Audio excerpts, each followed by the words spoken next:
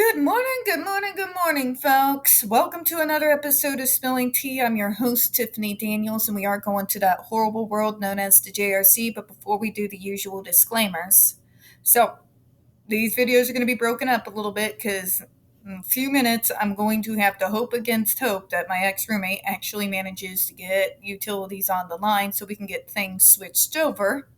But I do want to make a point. So I was watching Popcorn Planet last night on the new TV.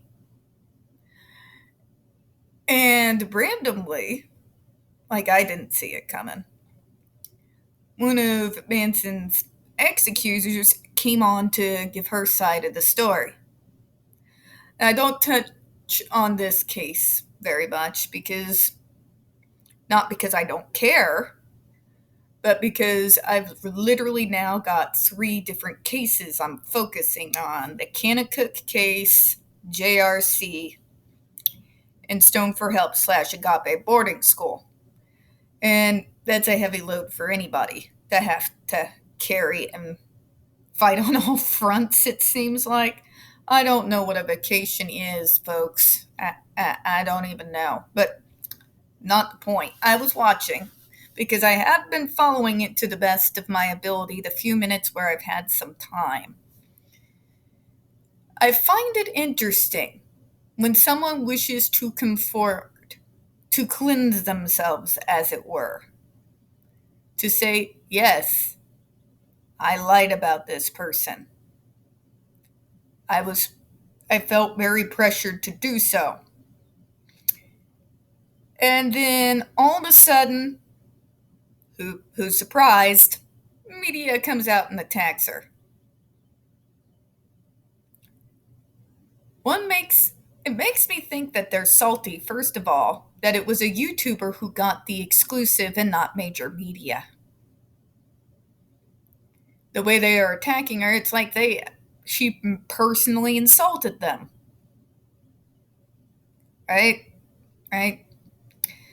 This is my thing as an autistic, to see these people throw evidence and even throw people under the bus, all in their name of their narrative.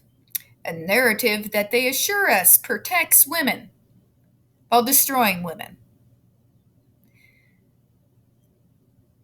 Oh, but these are your sisters. No, they're not, Karen. Quit trying to sell me a load of bullshit that I'm not going to buy. Okay? This is why narratives and agendas are dangerous. This is why blind faith is dangerous. This is literally just the same mentality that we had during the Salem witch trials and the witch burnings. It's only transformed itself into something different. But it's got the same issues at heart, doesn't it? Doesn't it, though? Accusations without proof. The media pressure on us, the peons, the small, to just believe. Doesn't matter if they put evidence or not, we're just supposed to go with it. It's not how I operate.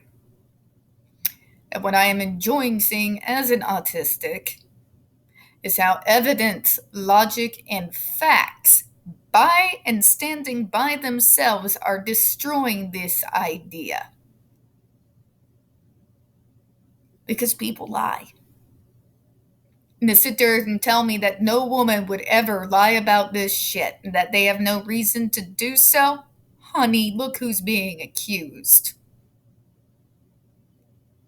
It's not Joe Schmo down the street. These are well-known celebrities worth thousands of dollars. Millions in some cases. They have every reason to lie. Every reason. Coming from an autistic, what do they always say about us during our diagnosis? That we have this thing when we take people at their word. It's very true. It's fucked me over on more occasions than I care to think about. Really fucked me over. complete life upheaval fucked me over. As one now that is pushing 40, I'm well aware of the fact that you can't simply take anyone at their word anymore. So I became a real fan of facts and evidence, to not literally take anyone's side until those facts and evidence become apparent. I feel like this is how everyone should be. No going and destroying a man's life, career, and family before you see all the evidence. No picking on a guy just simply because you don't like him because you think he's weird. Nor do you get to pick and choose the men that you support because I like this one and I don't like the other one. No, that's not how logic works. Same rules for everybody. That's true equality. True equality is holding people to account regardless of their gender, disability, gender orientation, whatever you want to call it. That's true equality. Everybody being held up to the same standard. That was the kind of shit that I've been fighting for and have been fighting for years. The same neurotypicals who got me to understand that you can't just take people at your word are the same individuals who are trying to now force exactly that. Just believe. If you don't just believe them, then you're helping the abusers. It's not logicking, Karen. It's not logicking. At all. Not at all. True equality is everyone is held to the same standard. If you are caught on a lie, you should face the consequences of it. Regardless of who you are, what your gender is, or your gender identity, disability, I don't give a fuck. Everybody should be held to the same standard. Period. Point blank. That's real equality. What they're pushing now, that's not real equality. It's just more of the same shit. It's let's protect these individuals. Oh, it doesn't matter if they lied. The message is more important than the truth. No, honey, let me tell you, nothing is more important than the truth. Nothing will ever be as important as the truth. Point blank, period. Okay? Sorry, not sorry.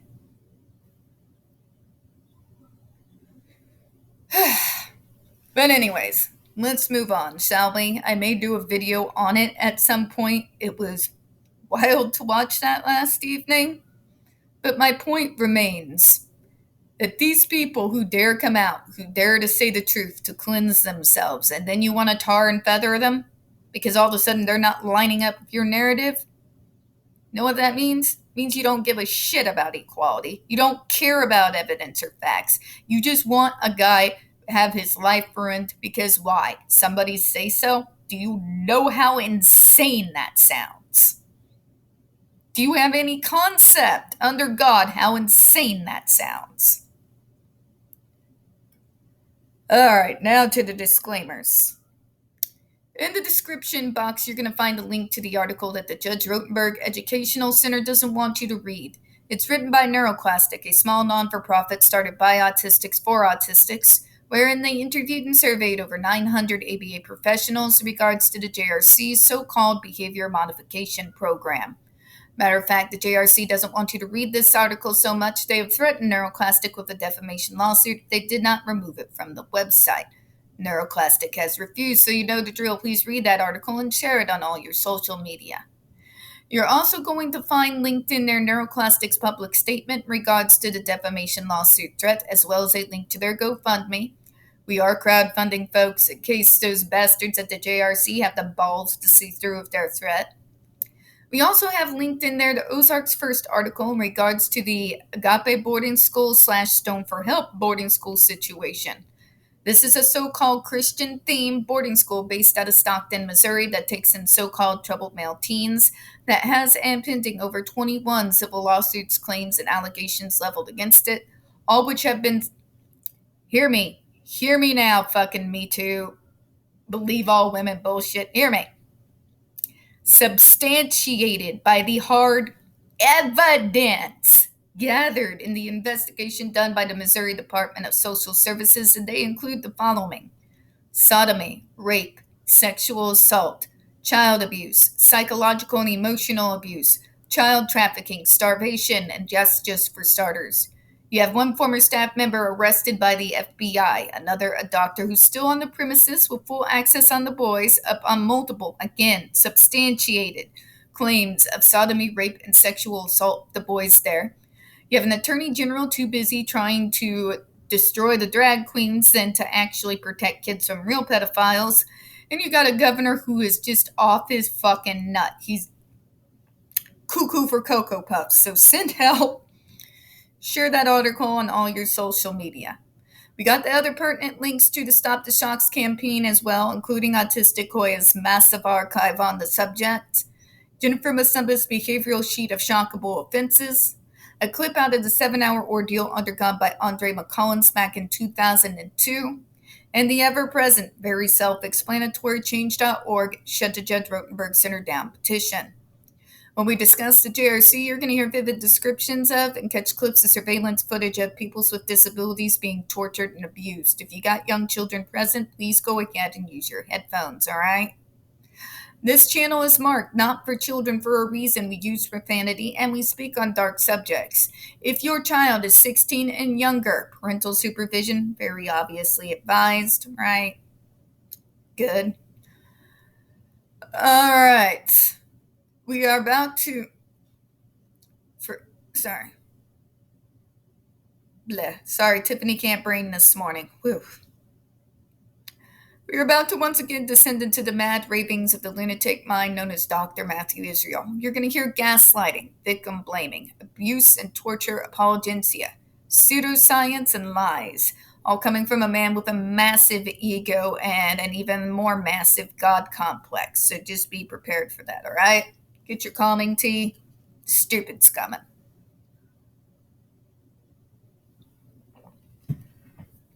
All right. Prior to their admission to the JRC, many of these students have been isolated and restrained in psychiatric hospitals with no freedom or education. He likes to throw these references in there. He does it basically to point the finger at everybody but himself. Cute, isn't it? Newsflash, doctor. 2 wrongs don't make a right.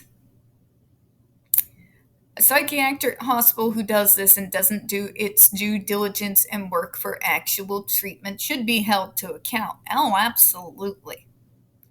Individual who design machines to torture someone and call it treatment also deserves to be held to account. 2 wrongs don't make a right, doctor. Okay? And also to sit there and tell me, but they're not being educated in psychiatric hospitals. Dude, coming from someone who's been around hospitals, who's had family members work in said type of places, it's bullshit. Okay? They're not just going to leave them in there without an education. You want to know what most schools do? Send the kids to work. Crazy, right? Another bullshit lie coming to you from Dr. Matthew Israel. Is anybody surprised? Yeah, I'm not. After they received the skin shock at Versus, they became free of restraint, were able to learn in a classroom, and were able to enjoy home visits with their families and participate in community activities. Dude, what part of... You're not free from restraint if you're strapped up to that fucking thing. Let's go full-blown autistic, very literal here, shall we? Your device is designed to go directly over muscles. In particular, you have electrodes put on the backs of the legs of these individuals. When you are shot up with fucking electricity, what happens to the muscles? Ever seen a guy be fucking tased? Because I have. I've seen that shit. The muscles seize up.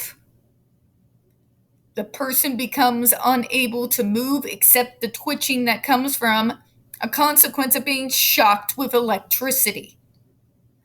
In the most literal way possible, those kids are still under restraint, doctor. Just because they're not tied to something doesn't mean they're not still under restraint. How can you sit there with your whole chest and try to make this argument? Because it doesn't work in the most literal way possible. Doctor, seriously? Now let's compound that upon the fact that the majority of these people that he puts on this device, he goes out of his way to put on the GED-4A. The GED-4A does shocks at 85 MPa, barely below the lethal limit. So if they're being shocked, it's just 2 seconds. But the effects of the electricity being shot through you goes on, don't they, doctor? It's that little dishonesty there. It's like a pinch. It's over as soon as it's over. No, it's not. That's not how electricity works, Karen. What are the residual effects of being shot with electricity, particularly when it's put specifically over the muscles? The muscles seize. Not all that different from when somebody goes into a seizure. If the muscles are seized, doctor, how are they able to use them? They can't. They're seized.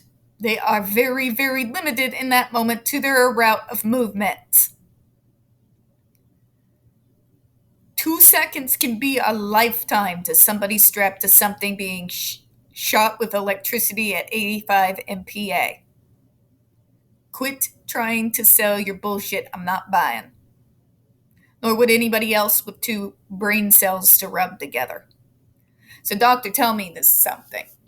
If you are putting someone on this device that when shocked with electricity will cause the muscles to seize up, no different from when somebody's in a seizure, and causes them basically to almost go into shutdown. You know, they can't move their arms and legs of their own free will and volition when that's being shot to them. How is that any different from what they do in psychiatric hospitals? Because it isn't, doctor. It really isn't.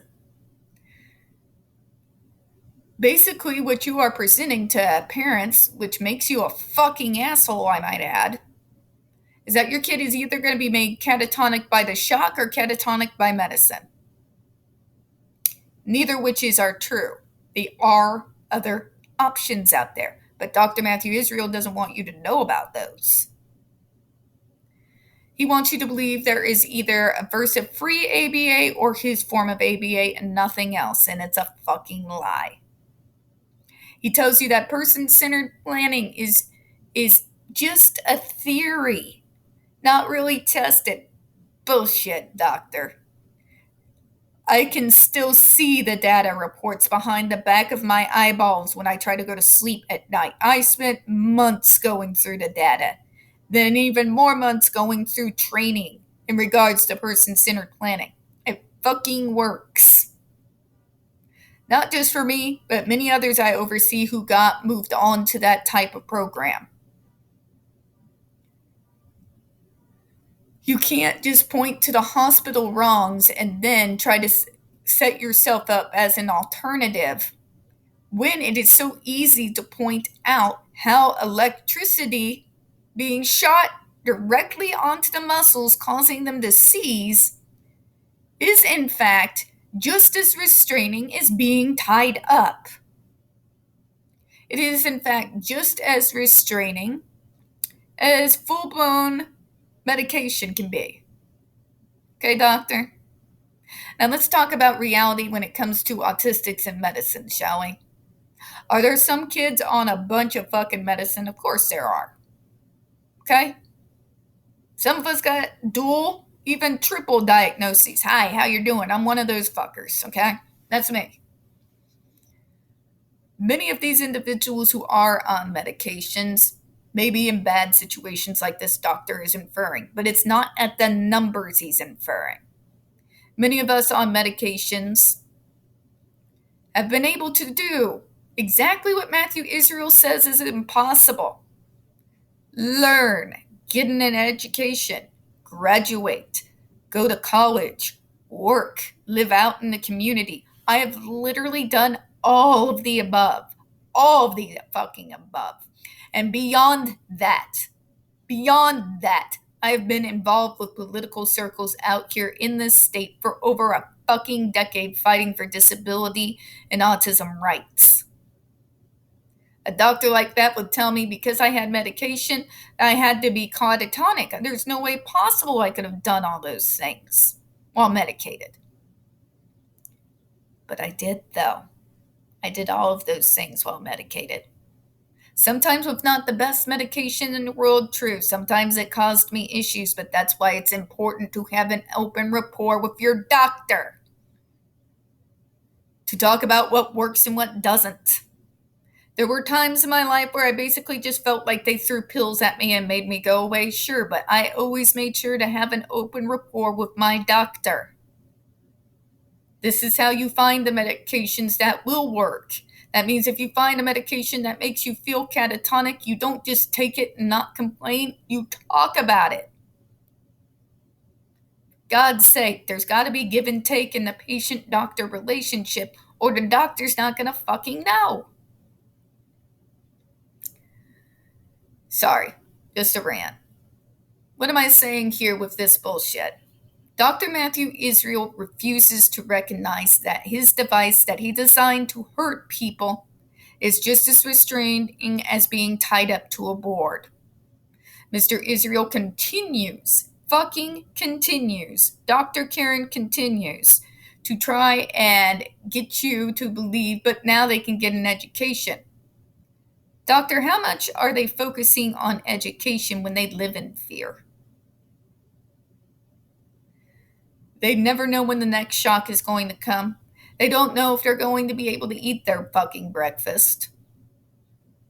They don't know if you're going to deprive them of sleep. Living in fear is not conclusive to being able to receive and concentrate on receiving an education. Anyone can tell you that. Go to the 90s studies, folks, and you can find individuals deprived of a full breakfast found it 1,000 more times harder to concentrate during class than individuals who do go in on a full stomach. But I'm supposed to believe that this is better and now they can get an education and be with their families.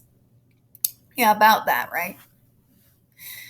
Dr. Matthew Israel will send the control button to the parents when they send them out. The doctor fully expects these parents to torture their own kids with the devices, following their weird-ass behavioral sheet. What freedom are those kids experiencing, doctor? Because I would say none. Fucking none. Not to mention being left out of that hellhole and in the care of their parents for the short time that they might actually still have a smidgen of trust for them at this point. Yeah. You're a real sick fucking monster, doctor. The only time this doctor ever gives these kids an actual break off of the devices is when the harm has been so bad that there's not a place on that student's body where there isn't a bruise. So they have to let the kid heal up before they put him back on the torture device. But there's no side effects, though. Yeah, I call bullshit. Basically, we're learning once again that Dr. Matthew Israel believes that he's a saint. And everything that he declares, that, well, it must be true. It's not how it works. This doctor does not live in reality. He doesn't live in reality on how being shot with electricity affects a human being. He doesn't live in reality that the device he created is every bit as much of a restraint as tying a kid to a 4-point board. He refuses to acknowledge the trauma and the harm that he has done on these kids, that when they leave these places and they have issues, then he blames us for taking them away from him. He never puts the blame at his own doorstep. Sounds like a lot of other cases we've followed, doesn't it? We're going to close out on that. We don't get very many views on this channel. The few that we do get do tend to get removed from time to time. So, folks, please don't forget to hit the like button, hit subscribe, and don't forget to hit those comments. I do appreciate your time this morning. As always, I hope you have a good one. Now, let's hope to God I can get utilities on the line and get this taken care of so I can finish up and, try to detox before the next day of, dealing with nothing but Karens. Goodbye, everyone.